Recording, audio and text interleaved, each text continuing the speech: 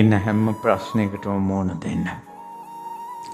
ශිෂ්‍යත්වයේ fail වෙන තැන ඉඳලා තමන් විශ්වාස කරපු අය තුන් හිතකින් හිතපු නැති විදිහට තමා වංචා කරද්දී ඒ බරපතල කුළුගිඩි පහරටත් මුහුණ දෙන්න.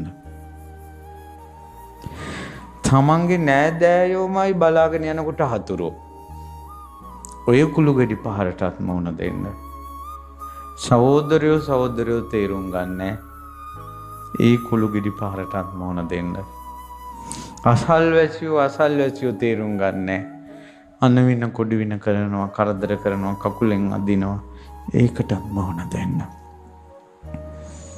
ඉගෙන ගන්න තැන විශ්වවිද්‍යාලේ රැකියාව කරන ආයතනේ හුදේ බණක් අහන්න ආවට පස්සේ බණ මඩුවකට එතනත් සමහරවිට කවුරු හරි හරහට ඉන්න පුළුවන්.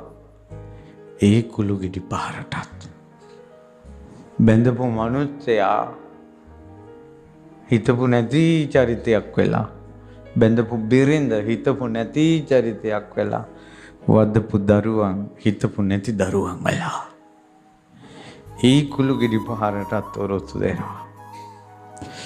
එහෙම ඔරොත්තු දීදී ඉඳලා හැම කුළුගිඩි පහරකටම ඔරොත්තු දීලා ඒ හදන සමාධි පිළිමේ ඇඟිල්ලට ගහන කුළුගිඩි පාරටවත් ඇඟිල්ල කැඩුන්නේ නැහැ. සමාධි බුදු පිළිමයක් හැදෙනවා.